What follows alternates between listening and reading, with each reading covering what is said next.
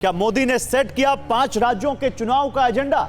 यह सवाल इसलिए क्योंकि राजनीति के लिए आज का दिन बहुत भारी है। भोपाल, जयपुर, पटना, रायपुर और कैथल से होते हुए दिल्ली तक चुनावी माहौल बनता दिख रहा है।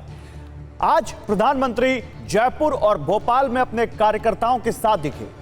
राहुल गांधी छत्तीसगढ़ में थे, नीतीश कुमार पटना में संघ के चिंतक दीनदयाल उपाध्याय की जयंती के मौके पर राजकीय समारोह में मौजूद थे। इंडिया में आने को बेकरार आईएनएलडी की बैठक हरियाणा के कैथल में थी, जहां इंडिया गठबंधन का कोई बड़ा नेता नहीं पहुंचा। इस पूरे घटनाक्रम के बीच बड़ी बात हुई। नरेंद्र मोदी ने आज 5 राज्यों के विधानसभा और 2024 के लोकसभा चुनाव प्रचार की टोन सेट कर दी। उन्होंने बीजेपी के लिए वोट मांगते हुए इंडिया को अपनी पार्टी के प्रचार की शोरील दिखा दी। प्रधानमंत्री मोदी आज मध्य प्रदेश की राजधानी भोपाल में थे, जहां वो जन आशीर्वाद यात्रा के तहत 10,643 किलोमीटर और 210 विधानसभा सीटों को कवर कर वापस लौटे पार्टी के कार्यकर्ताओं को संबोधित कर रहे थे। इस दौरान पीएम मोदी ने पार्टी के कार्यकर्ताओं को वो फॉर्मूला भी दिया जिससे शिवराज सरकार की वापसी हो सके। हालांकि इस दौरान उन्होंने शिवराज सिंह चौहान का नाम ही नहीं लिया। इतना ही नहीं, बीजेपी का दावा था कि इस रैली में 10 लाख कार्यकर्ता जुटेंगे। हालांकि इस दावे की गणना होनी अभी बाकी है। इसके बाद पीएम जयपुर पहुंचे और वहां एक बार फिर उन्होंने वादों और इरादों की गारंटी की झड़ी लगा दी। थोड़ी देर में पीएम दिल्ली स्थित पार्टी दफ्तर जाएंगे, जहां वो दीनदयाल उपाध्याय की 52 फीट ऊंची प्रतिमा का अनावरण करेंगे। तो भोपाल में पीएम मोदी ने कांग्रेस सहित इंडिया गठबंधन पर कई तीखे हमले किए। उनके भाषण के कीवर्ड थे महिला आरक्षण, गरीबी, महिला वोट में फूट, गारंटी की गारंटी, मोदी, एंटी इनकम्बेंसी, सनातन, अर्बन नक्सल, G20, संसद भवन से जलन, बूथ मैनेजमेंट, प्रजातंत्र, परिवार तंत्र, कांग्रेस, जंग लगा लोहा, चांदी का चम्मच, घमंडिया, ये तमाम जिक्र उन्होंने अपने भाषण में किए। तो एक तरफ पीएम मोदी 5 राज्यों और अगले साल 2024 में होने वाले लोकसभा चुनाव को लेकर बूथ लेवल पर कार्यकर्ताओं को मुद्दे समझा रहे हैं और चुनाव जीतने का मंत्र दे रहे हैं, तो वहीं दूसरी ओर विपक्षी गठबंधन इंडिया अभी आपसी सहमति की रूपरेखा पर काम कर रहा है। एक और जहां मोदी चुनावी मिशन में लगकर ताबड़तोड़ चुनावी रैलियां करने शुरू कर चुके हैं, तो वहीं दूसरी ओर राहुल गांधी अपने ही राज्य राजस्थान में दोबारा जीत को लेकर अच्छी तरह से आश्वस्त नहीं है। और तो और मोदी के चुनावी मिशन के बीच इंडिया सेटल नहीं है। जैसे ओम प्रकाश चौटाला की पार्टी आईएनएलडी इंडिया में आने को करीब करीब तैयार है, लेकिन स्वागत करने वाला कोई नहीं। इंडिया भला कैसे बढ़ेगा जब कैथल में होने वाली आईएनएलडी के कार्यक्रम में इंडिया का कोई बड़ा नेता नहीं पहुंचा। नीतीश कुमार दीनदयाल उपाध्याय की जयंती के मौके पर राजकीय कार्यक्रम में मौजूद रहे, लेकिन आईएनएलडी के कार्यक्रम से दूर रहे। राहुल गांधी कैथल सभा में आईएनएलडी के स्वागत की बजाय छत्तीसगढ़ में सरकार की योजनाएं गिना रहे। इतना ही नहीं, हरियाणा को अखाड़ा मानने वाली आम आदमी पार्टी के मुखिया अरविंद केजरीवाल ने भी कैथल सभा से दूरी बनाई। मतलब जहां एक तरफ मोदी का विजन क्लियर है और 2024 के लिए मोदी सावधान है, तो वहीं दूसरी तरफ अभी इंडिया के पास क्या समाधान है कुछ क्लियर नहीं दिख रहा है। इसी बीच एक बड़ी खबर आ रही है। इस वक्त की एक बड़ी खबर, अब से थोड़ी देर पहले प्रधानमंत्री नरेंद्र मोदी ने जयपुर में राजस्थान की कांग्रेस सरकार पर बड़ा हमला बोला है।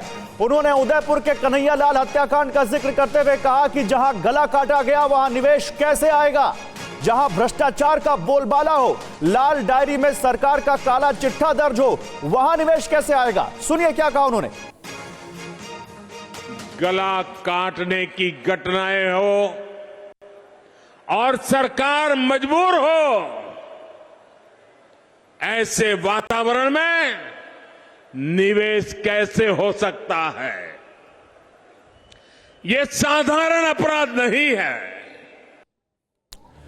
और इस पर बात करने के लिए मेरे साथ एक बड़ा पैनल है। कांग्रेस के प्रवक्ता सुरेंद्र राजपूत, एआईएमआईएम के प्रवक्ता सैयद असीम वकार, जेडीयू के राष्ट्रीय सचिव राजीव रंजन और इसके अलावा मेरे साथ आम आदमी पार्टी के प्रवक्ता ऋतुराज झा आपको स्क्रीन पर दिख रहे हैं।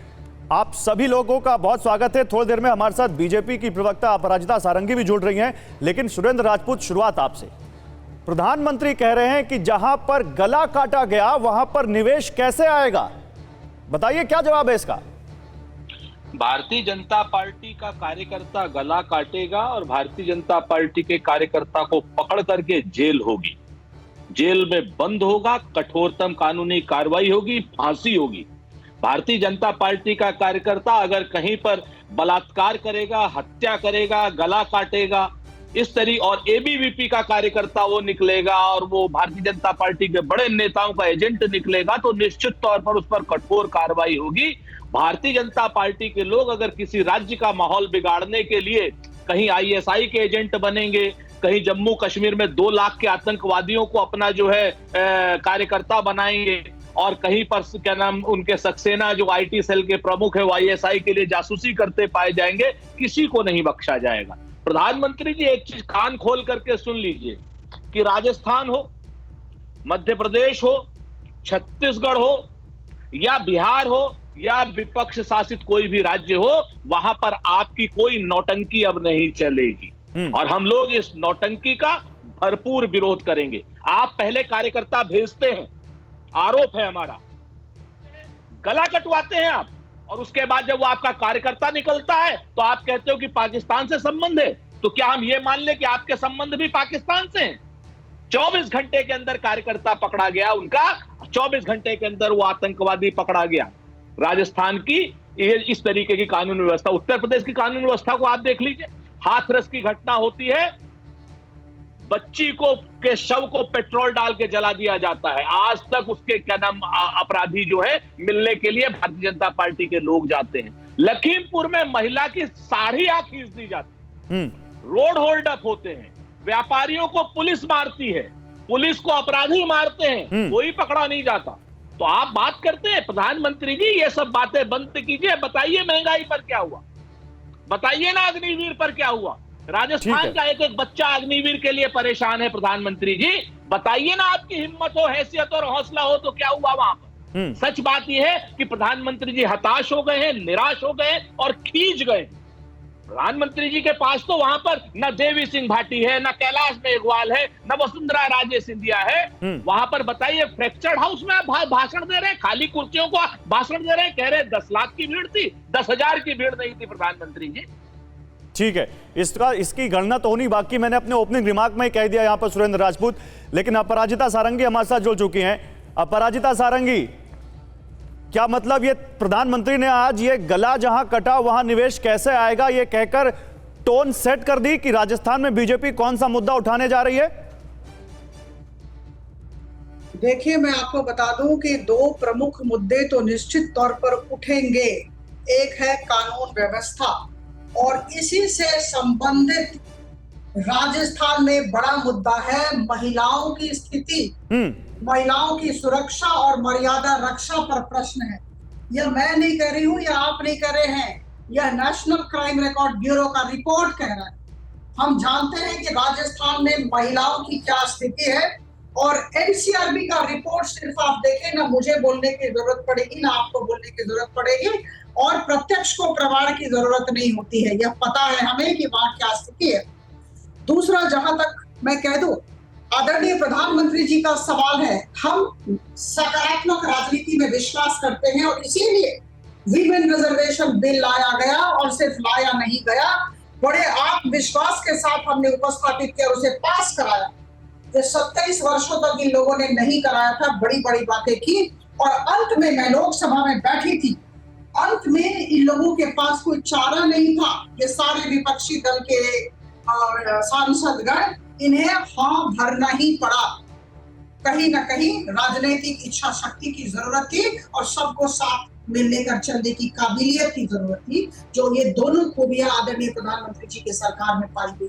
तो जहां तक राजस्थान का सवाल है, मैं तो कहूंगी कि ये सिर्फ एनसीआरबी रिपोर्ट देख ले और सारी बातें स्पष्ट हो जाएंगी। और इसी से लगा हुआ मैं मध्य प्रदेश की बात कर दूं, मध्य प्रदेश में भी प्रधानमंत्री जी थे। मैं आपको बता दूं कि बीमारू राज्य की तालिका में मध्य प्रदेश को कांग्रेस की सरकार ने लाया।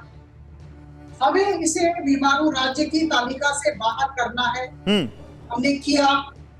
तो कहीं ना कहीं विकास का जहां तक सवाल है, जहां तक लोक सेवा का सवाल है, जहां तक लोक नीति का सवाल है, जहां तक सेवा सुशासन और गरीब कल्याण का सवाल है, तो कहीं ना कहीं मैं कह दूं कि आदरणीय प्रधानमंत्री जी की सरकार का कोई जोड़ा ही नहीं है। और ये लोग जितना बोलते रह जाए, हम जानते हैं ठीक कि सामने आने वाले दिनों में क्या होने वाला है। मध्य प्रदेश भी हमारा होगा और राजस्थान की जनता निश्चित तौर पर इस बार कांग्रेस को नकारेगी।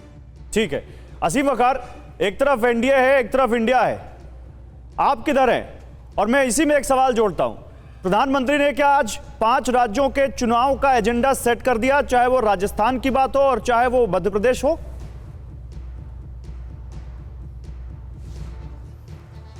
देखिए, हम सच्चे भारतीय हैं और हम भारत के साथ हैं अभी तक, और आगे भी रहेंगे और मरते दम तक रहेंगे भारत के साथ।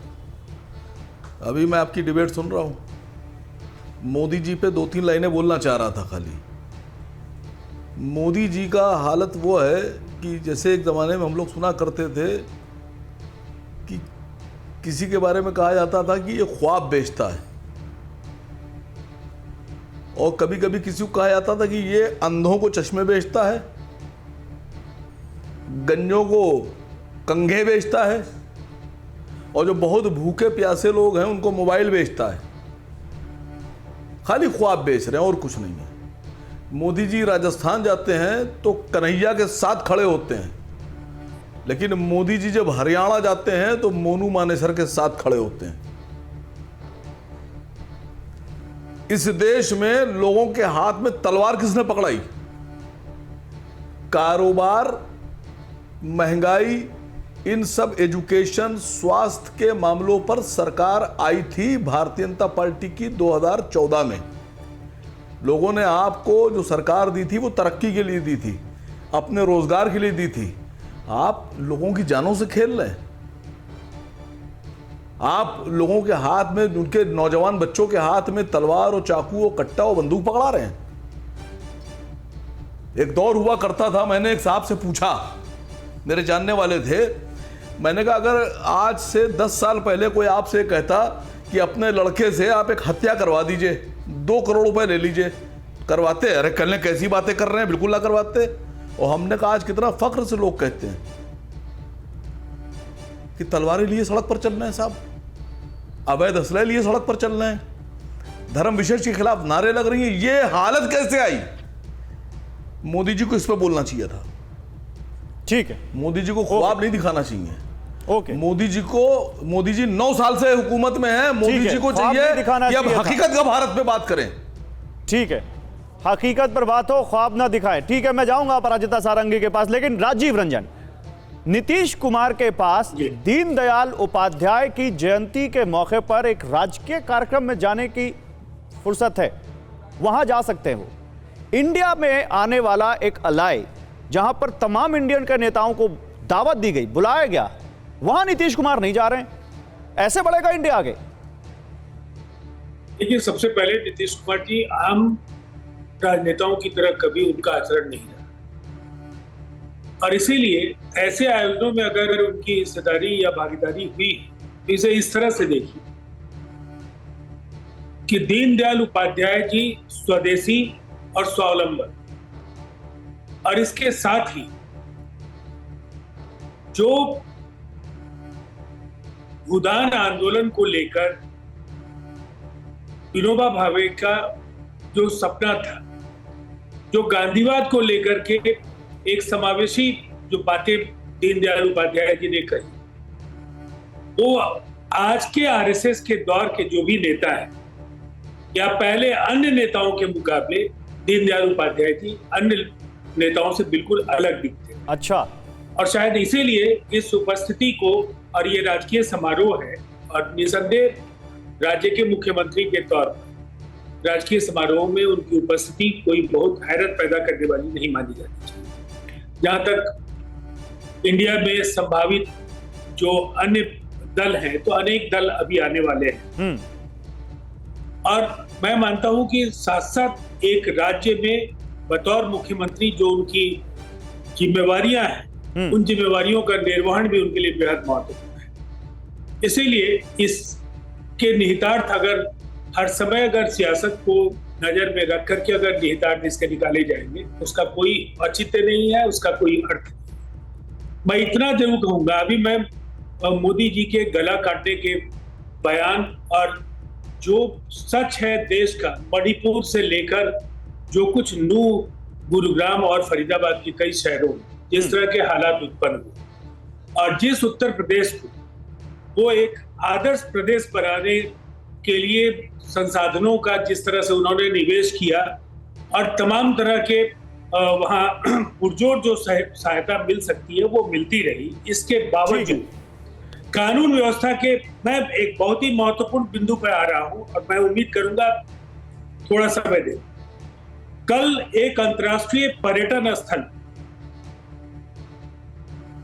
जो राधा स्वामी संप्रदाय को मानने वाले लोगों के साथ जिस तरह से बर्बर व्यवहार आगरा की पुलिस ने किया, भूस्वामियों और स्थानीय भाजपा के नेताओं के इशारे पर जो वहां भू माफिया और वहां बीजेपी के नेताओं का जो गठजोड़ है वो लंबे समय से राधा स्वामी पंथ को मानने वाले दयाल बागियों के खिलाफ सक्रिय था और अंततः 1 वर्ष की बच्ची, उसका वीडियो भी वायरल है। जो हालात वहां उत्पन्न हुए और इसके पहले अनन्या श्रीवास्तव की जिस तरह से बर्बर हत्या हुई अयोध्या में, उसके साथ गैंगरेप हुआ, उसको छत से उठा करके फेंक दिया गया, उसकी मौत हुई। अभी केंद्रीय मंत्री कौशल किशोर के निवास पर उनके बेटे, जिसे कहा जाता है वैसे मुद्दे गिनाएंगे राजीव रंजन, तो आपके पास मुद्दों की लंबी फहरिस्त होगी, मेरे पास उतना समय नहीं होगा, लेकिन मैं आता हूं। मेरी कोशिश क्या है, सुनिए, मेरी कोशिश क्या है कि मेरी कोशिश है कि सभी प्रवक्ताओं से एक बार बात हो जाए, फिर डिबेट ओपन करते हैं। आप चौथे प्रवक्ता हैं, पांचवें जल्दी से कंक्लूड कर लीजिए, जल्दी कंक्लूड कर लीजिए, जल्दी कंक्लूड। मैं बस इतना कह रहा हूं कि प्रधानमंत्री नरेंद्र मोदी किसी एक राज्य में एक खौफनाक जो वारदात है उसको आधार बना करके ये कहते हैं कि इस राज्य में तो निवेश इसलिए नहीं आ रहा, तो पहले अपने आंगन को भी देख लीजिए और आपके राज्यों में शासन की क्या ठीक बात है वो आप कह रहे हैं। आप ये कह रहे हैं कि पहले अपने राज्यों में देख लीजिए वहां कितना क्राइम है, फिर दूसरे पर उंगली उठाइए, आप यही कह रहे हैं ना? ठीक है, चलिए मैं अब आता हूं आपके पास। लेकिन ऋतुराज, आपने पंजाब से गारंटीज की शुरुआत की थी और प्रधानमंत्री नरेंद्र मोदी इस वक्त पूरे देश में गारंटी पर गारंटी दे रहे हैं। वो कह रहे हैं गारंटी पूरा करने की गारंटी ही मोदी है। तो प्रधानमंत्री नरेंद्र मोदी की इस चुनावी दौड़ में खुद को कहां खड़ा पाते हैं? इंडिया कहां है? ये केजरीवाल मॉडल ऑफ गवर्नेंस का जो है सो असर है कि आज प्रधानमंत्री भी गारंटी शब्द का प्रयोग कर रहे हैं। लेकिन जो बात आप कह रहे थे कि इसका गला काटने से निवेश नहीं आता है, मैं एक चीज केवल पूछना चाहता हूं कि मणिपुर में तो भारतीय जनता पार्टी की सरकार है, तो मणिपुर जल रहा है तो उसमें क्या निवेश होगा? आज नूह में जो घटनाएं घट रही है, हिंदू मुसलमान के नाम पे जो दंगे कराने की कोशिश की गई, वहां तो भाजपा की सरकार है, वहां पर क्या निवेश आएगा? दिल्ली के अंदर में दिल्ली पुलिस तो भाजपा की है, तो यहाँ पे दंगे क्यों हुए? इतिहास गवाह है कि दंगे फसाद कराना, जाति के नाम पर, धर्म के नाम पे लड़वाना इन भाजपाइयों का काम है। सारे के सारे भ्रष्टाचारी लोग भाजपा में शामिल हैं। आज यहाँ पर मैं ये जो है सो हेमंत विश्व शर्मा, जो कि सबसे बड़ा भ्रष्टाचारी था, इनके पार्टी में आकर के मुख्यमंत्री हो जाता है। मुकुल रॉय सबसे बड़ा भ्रष्टाचारी था, इनके पार्टी में आकर के भाजपा का राष्ट्रीय उपाध्यक्ष हो जाता है।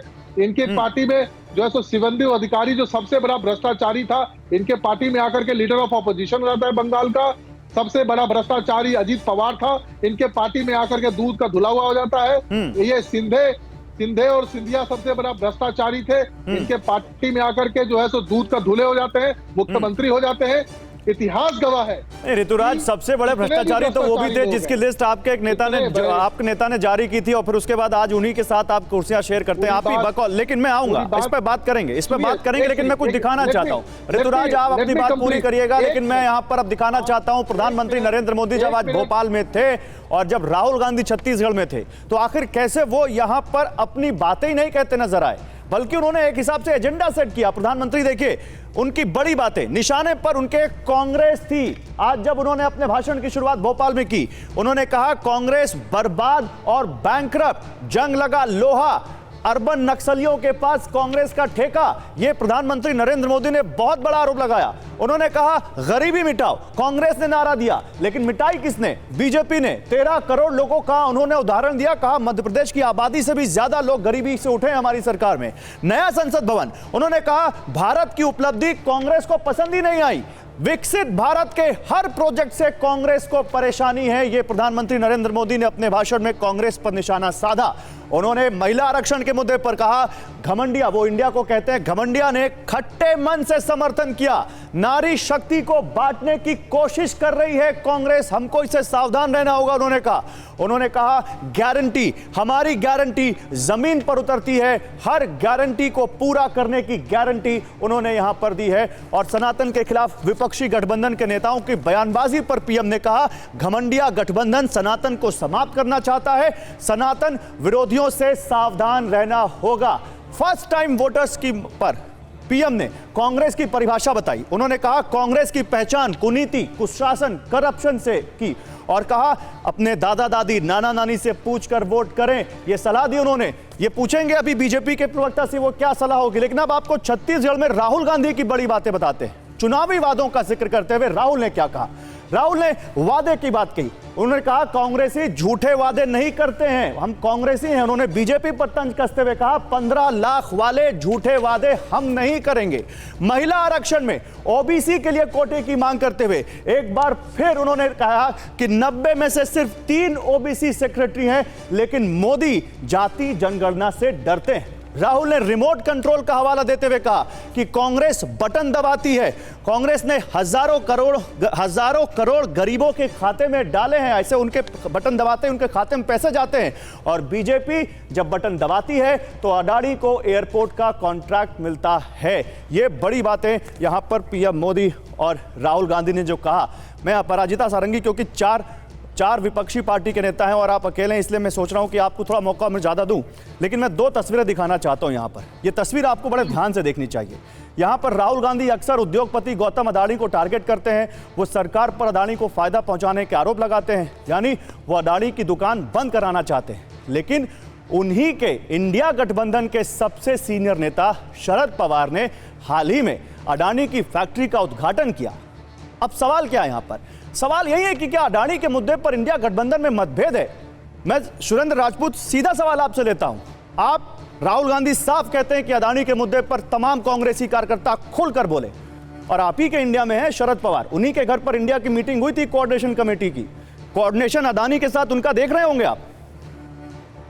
गौरव भाई, आप सब लोग मूल रूप से मूल एजेंडे से क्यों भटकते हैं? गौतम अडानी एक उद्योगपति, अगर कानून सम्मत कोई उद्योग लगा रहे हैं और उसका कोई उद्घाटन कर रहा है तो अपनी जगह पर ठीक है। हमने कोई गौतम अडानी का, उसके साम्राज्य का तो थोड़ी विरोध किया। हाँ, गौतम अडानी के पास 20,000 करोड़ रुपए कहां से आए, किसके हैं, किस खाते से आए हैं, कैसे यहां से गए, कैसे वहां से आए, 1 लाख करोड़ डॉलर किसके हैं, ये अगर हम पूछ रहे हैं तो आप लोग हमें से उल्टी सीधी बातें करते हैं। हमारा तो कॉन्ट्रैक्ट राजस्थान में भी हुआ है।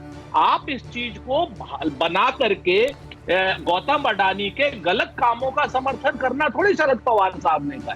उन्होंने तो कहा कि साहब ये एक नई फैक्ट्री है, उद्घाटन कर रहे हैं। यहाँ पर मुद्दे कुछ और हैं। मुद्दे मीडिया के एक मिनट सुरेंद्र भाई जरा और समझाइए ना। कांग्रेस को अडानी से परहेज नहीं है, कांग्रेस को अडानी से परहेज नहीं है, ये कह रहे हैं आप। मैं फिर से कहता हूं कि हमें किसी उद्योगपति के कानून सम्मत कार्यों से कोई परहेज नहीं, लेकिन अगर कोई किसी भी उद्योगपति का कोई केस पकड़ा जाएगा, कोई फेमा का, कोई फेरा का, कहीं के पैसे तो अडानी पर क्या लाइन है आपकी? आप भाई, आप गौरव भाई, आप लोग सनसनी क्यों बनाना चाहते हैं? हमारा बीपी हाई हो जाता है आप एकदम ऐसे उछल सर, हम तो क्लैरिटी चाहते हैं। क्लैरिटी हम बता रहे हैं, आप क्लैरिटी, असल बात क्लैरिटी आप जनता को, आप पराजिता जी क्लैरिटी नहीं चाहते, आप जनता को धुंध में रखना चाहते हैं। आप लोग सब मिल करके, कहते हैं ना जी, जैसे कि सब लोग मिले हुए हैं जी, आप लोग ये सब मिल करके हिंदुस्तान के, इंडिया जो हमारा गठबंधन है, उसको आप उद्योगपतियों के विरुद्ध बताना चाहते हैं। हम उद्योगपतियों के गलत कार्यों के विरुद्ध थे, हैं और रहेंगे। हम पूछते रहेंगे कि अडानी ने इल गॉटन प्रॉपर्टी अगर की है तो भाजपा का उसमें क्या रोल है। अगर भारतीय जनता पार्टी उसकी जांच सेबी से नहीं करवा सकती है, सुप्रीम कोर्ट सम्मत जांच में लगातार 6-6 महीने की डिले करा सकती है, तो आखिर वो है क्या? जैसे राहुल गांधी अडानी जी के इल गॉटन प्रॉपर्टी का या पैसे का या पूछ लेते हैं कि 20,000 करोड़ कहां है, तो नरेंद्र मोदी जी हकबका क्यों जाते हैं? हम ये पूछ लेते हैं जब कि भाई आप कहते हो कि आपने गरीबी हटाई, हम कहते हैं आपने सिर्फ अडानी की गरीबी हटाई। आप कहते हो कि भाई पैसा जहां पर हत्या होती है वहां पर निवेश नहीं आता, तो हम पूछते हैं कि भारतीय जनता पार्टी का एक राज्य बता दो जहां पर बर्बर हत्याएं ना हुई हो। हम जब पूछते हैं कि भाई ये लोग कहते हैं कि राहुल गांधी जी ने कुछ गलत बोलता, हम पूछते हैं नरेंद्र मोदी से जरा वो रानी दुर्गावती स्टेशन कहाँ है? मैं चुनौती देकर के पूछता हूँ अपराजिता मित्र है हमारी कि भाई ये रानी दुर्गावती स्टेशन है कहाँ? इस स्टेशन की बड़ी तारीफ कर रहे थे नरेंद्र मोदी जी, जरा गूगल भी सर्च कर ले और बाकी चीजें भी कर ले। और ये जितनी बातें कहते हैं ना, सुरेंद्र भाई 2.5 मिनट से ज्यादा बोल चुके हैं आप। मुझे दूसरे पैनलिस्ट के पास जाना है, अभी आपका टर्न आएगा तो आप फिर बोलिएगा, मैं आता हूं आपके पास, आप बोलिएगा। मैं अपराजिता सारंगी के पास जा रहा हूं। अपराजिता सारंगी, ये कौन सी बात प्रधानमंत्री कह रहे हैं कि अपने दादा दादी से पूछो, अपने नाना नानी से पूछो, कांग्रेस के बारे में बताएंगे? ये कौन सी बात है जो आप लोग बताना चाहते हैं यूथ्स को कि वो अपने दादा दादी से पूछे? और आप मुस्कुरा भी बहुत जोर से रही सुरेंद्र राजपूत की बात पर। बिल्कुल, जब सुरेंद्र बाबू बात करते हैं तो बड़ी हंसी आती है, बड़े जोश में बात करते हैं, बिना तथ्य बिना तर्क। देखिए, कांग्रेस के लिए बैटिंग करना मुझे लगता है सूर्य को रोशनी दिखाने लायक है, बहुत ही कठिन काम है। राहुल गांधी जी ने 2 बातें कही है, उसका उत्तर जरूर देना चाहूंगी। हास्यास्पद बातें कहा कि 15,000 रुपए किसी के पास नहीं है। मैं आप सबको बताना चाहूंगी कि पहले तो वे अपना साधारण ज्ञान का स्तर ठीक करें।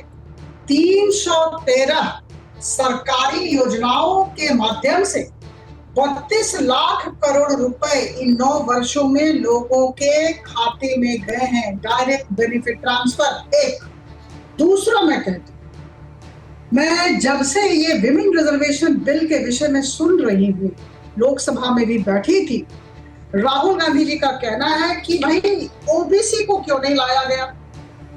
9 मार्च 2010 जब इस बिल को राज्यसभा में पारित किया गया था, 2/3 बहुमत से पारित हुआ था, उस समय भारतीय जनता पार्टी ने भरपूर समर्थन इसका किया था और उस समय उस बिल में ओबीसी का जिक्र ही नहीं।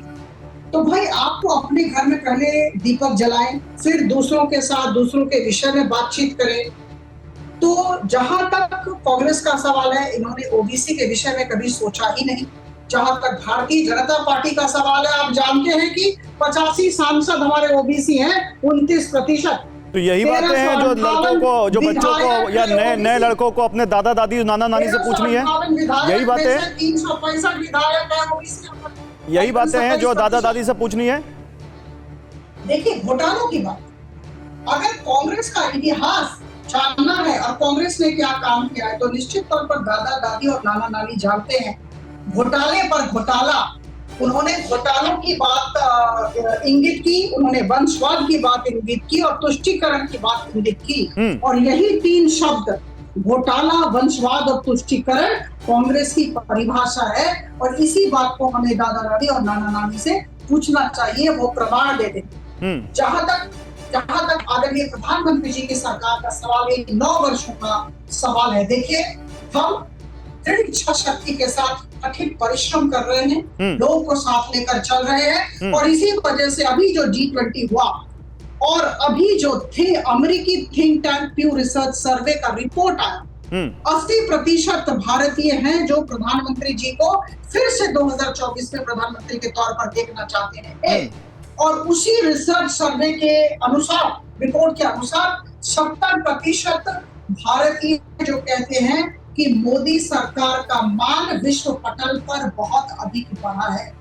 तो हर एक स्तर पर हमने काम किया है। 5वीं बड़ी अर्थव्यवस्था इसने बनाई, 10 से 5 पर हमारे। हम फख्र के साथ कहते हैं, आत्मविश्वास के साथ कहते हैं कि 2027 में हम तीसरी सबसे बड़ी अर्थव्यवस्था बनने जा रहे हैं। कल 9 वंदे भारत ट्रेन की शुरुआत प्रधानमंत्री जी ने की, 34 वंदे भारत ट्रेन हो गए, 148 एयरपोर्ट का सिर्फ 5 से 10 सेकंड। ओके, बातें हो रही है, जो कार्य हो, मैं आप ही के पास आ रहा हूँ सुरेंद्र राजपूत, 1 मिनट। ठीक है अपराजिता जी, ओके अपराजिता जी, आपने अपनी बात रख दी, काफी देर से आप अपनी बात रख रही हैं। मैं अब सुरेंद्र राजपूत से एक सवाल ले लेता हूं।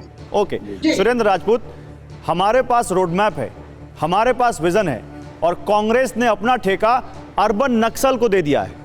प्रधानमंत्री नरेंद्र मोदी अब इसमें अर्बन नक्सल को भी ले आए हैं और आपसे नाता जोड़ रहे हैं। ये झूठ की, फूट की और लूट की सरकार है। झूठे लोग हैं, फूट डालते हैं, और लुटेरे लोग हैं। ये लोग तो 27 लाख करोड़ रुपए लूटते हैं, कहते हैं हमने 27 लाख करोड़ हमने लोगों को, अरे लूटे हैं आपने 3 रुपए 50 पैसे एक्साइज ड्यूटी की जगह 25 रुपए अपराजिता जी ले करके आपने 28 लाख करोड़ रुपए पेट्रोल और डीजल के नाम पर लूटे हैं आपने। आप लोग लुटेरे हो, आप समझ लो इस बात को। दूसरी बात, आपने जो बात कही कि अभी साहब हम लोगों ने महिला पोस्ट डेटेड चेक इस डिजिटल जमाने में, आप तो अधिकारी भी रही हो, आज आरक्षण मिल रहा है, आज आरक्षण का बिल पास कर रहे हो, 2034 में आरक्षण मिलेगा। आप जैसा झूठा सरकार आज तक कभी नहीं आई। तीसरी बात, अभी जो आपने अर्बन नक्सल वाली बात कही कि जब प्रधानमंत्री जी के पास कुछ नहीं, हमारे पास उन प्रधानमंत्री जी के पास बिल्कुल विजन है, उनके विजन का नाम टेलीविजन। आप लोगों के साथ मिल करके उस टेलीविजन के साथ प्रधानमंत्री जी खेलते हैं 24 घंटे 12 माह। एक टेलीप्रॉम्प्टर है और एक टेलीविजन है जिसमें वो दुर्गावती रेलवे स्टेशन ले लेते हैं। हमारे पास विजन है, हम चाहते हैं अग्निवीर जैसी योजनाएं बंद हो, हम चाहते हैं महंगाई खत्म हो, हम चाहते हैं देश के बच्चों को इंक्लूसिव रोजगार मिले, हम चाहते हैं देश में एक उद्योगपति अडानी ही नहीं बने, देश में अडानी जैसे 1 लाख उद्योगपति बने। अगर हम ये बुरा चाहते हैं तो हमें बता दीजिए, हमारे पास तो पूरा रोड नहीं, बड़ा अच्छा लग रहा है आज आप अडानी जैसे 1 लाख उद्योगपतियों के बनने की बात कर रहे हैं। लेकिन मैं आपके पास आऊंगा, सैयद असीम वकार के पास जाता हूं। मैं आता हूं सुरेंद्र राजपूत। सैयद असीम वकार, आपके नेता सदुद्दीन ओवैसी हैदराबाद में खड़े होकर जब तकरीर कर रहे होते हैं तो उन्होंने एक चुनौती दी राहुल गांधी को। वो कह रहे हैं राहुल गांधी में हिम्मत है, या राहुल गांधी अगर लड़ सकते हैं तो हैदराबाद आकर चुनाव लड़ें, लेकिन हैदराबाद चुनाव लड़ेंगे तो काली टोपी और शेरवानी पहनकर आनी पड़ेगी। ये काली टोपी और शेरवानी क्यों? फिर जब आपसे कोई कहता है कि आप मुस्लिमों की पार्टी, तो आप कहते नहीं हम देश भर की पार्टी हैं, आप कहते नहीं हम सबकी पार्टी हैं, और यहां आप काली टोपी और शेरवानी आप कह रहे हैं राहुल गांधी से पहनने को, और आप कहते हैं हम भारत की पार्टी हैं। क्यों कह रहे हैं आप ऐसा? नहीं, देखिए इस पे बिल्कुल बोलूंगा, लेकिन एक चीज भूल जाऊंगा, भूलने की थोड़ी आदत ज्यादा हो गई मुझे, पहले उस पे बोल दूं। मोदी जी ने कहा कि विपक्ष महिलाओं का बंटवारा करना चाहता है, फूट डाल रहा है महिलाओं में, उनके ये कहकर कि इनको इतना रक्षण, उनको इतना रक्षण। अपराजिता सारंगी जी बैठी हैं, सांसद जी हैं, वो बहनें भी होंगी 4-5 या 2-3 या चचादाद बहनें, या किसी भी परिवार में 8-10 बहनें होंगी। तो होता यह है कि जब 10 बहनें हैं और प्रॉपर्टी का बंटवारा हुआ तो सबके हिस्से में बराबर आता है। तो अगर किसी बहन ने कहा नहीं हमको हमारा हिस्सा दो, दूसरी ने कहा हमको हमारा हिस्सा, तो जो बड़ी बहन है कल नहीं, अरे ये परिवार में बंटवारा कर रहे हो, सब हमारे पास रहने दो, हमारे पास रहने दो खाली।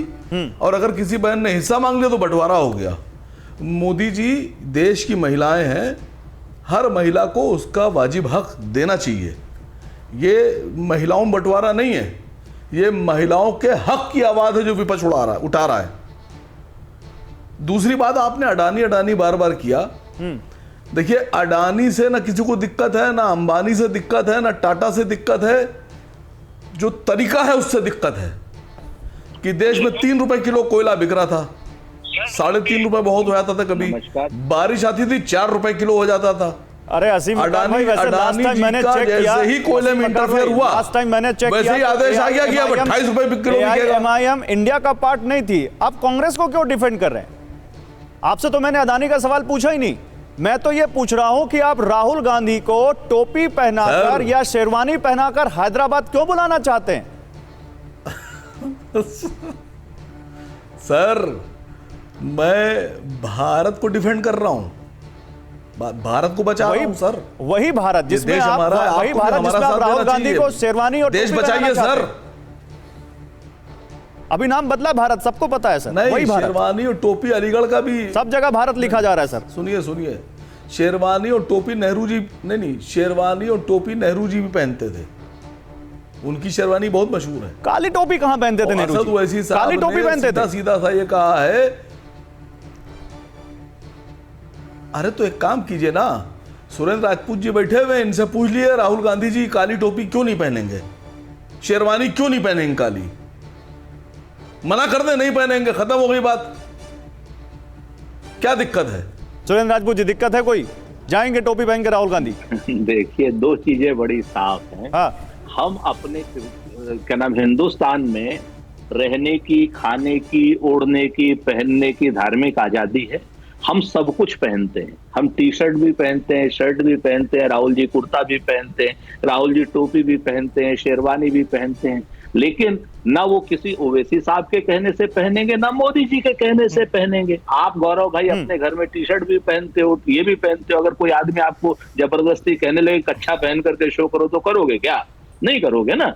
तो हमारा पहनने का हक राहुल गांधी जी का है, और राहुल गांधी जी बिल्कुल हैदराबाद आएंगे, चुनावी रैलियों में भी हिस्सा लेंगे। राहुल गांधी जी कहां से चुनाव लड़ेंगे इसका फैसला CWC और यानी आप ये कह रहे हैं ना सुरेंद्र राजपूत कि राहुल जी। गांधी को कोई टोपी नहीं पहना सकता, आप यही कह रहे हैं नहीं, ना? हम बिल्कुल। बहुत आप जिस ठीक है। तरीके से आप और भाजपा मिलकर के मैं जिस आता हूं तरीके से आपके गौरव पास। भाई कहलाना चाहते हो, नहीं, मैं वही कुछ नहीं कहेंगे। कहलाना चाहता, मैं तो ये राहुल पूछ रहा हूं जो राहुल गांधी जी कह रहा ओवैसी हूं। साहब ने ना, कहा, ना, मैंने आपसे पूछ सुनिए, लिया। सुनिए, हम तो मैं कह रहे हैं, आप ही सब के पहनते सहयोगी हैं के पास राहुल जाना गांधी। चाहता हूं। इंडिया में सब आप ही के पहनते सहयोगी आम आदमी पार्टी, ऋतुराज, हम सब पहनते हैं। INLD आ जाएगी इंडिया में तो मंजूर होगा, हरियाणा में लड़ पाएंगे साथ? आपको एक चीज समझना पड़ेगा, इंडिया का गठबंधन बेहद मजबूत है, बहुत सारी पार्टियां आना चाहती है, वहीं दूसरी तरफ एनडीए का गठबंधन रोज कमजोर हो रहा है। देखिए, AIDMK भाग गई, पुराना दल था इनका, उसी तरह से अकाली दल भाग गया, और बेचारे जोड़ जोड़ के चिंटू पार्टी सबको इकट्ठा कर रखे हैं, जिसका एक भी MP नहीं है। क्योंकि आप एक चीज समझिए कि जब एक आदमी बेहद कमजोर हो रहा होता है तो उसकी बौखलाहट, उसकी छटपटाहट चारों तरफ दिख रही होती है। इसीलिए अच्छा, ठीक है, आजकल ओके। रैलियों में भाषा ऐसी हो गई है। आप एक बात समझ लीजिए, आने वाले चुनाव में अडानी का गठबंधन हारेगा, इंडिया का गठबंधन जीतेगा। चलिए, बहुत शुक्रिया आपको, बहुत शुक्रिया आपको हमारे साथ जुड़ने के लिए, आप तमाम मेहमानों को हमारे साथ जुड़ने के लिए बहुत शुक्रिया। आप कौन जीतेगा कौन हारेगा ये तो चुनाव बता देगा, जनता बता देगी।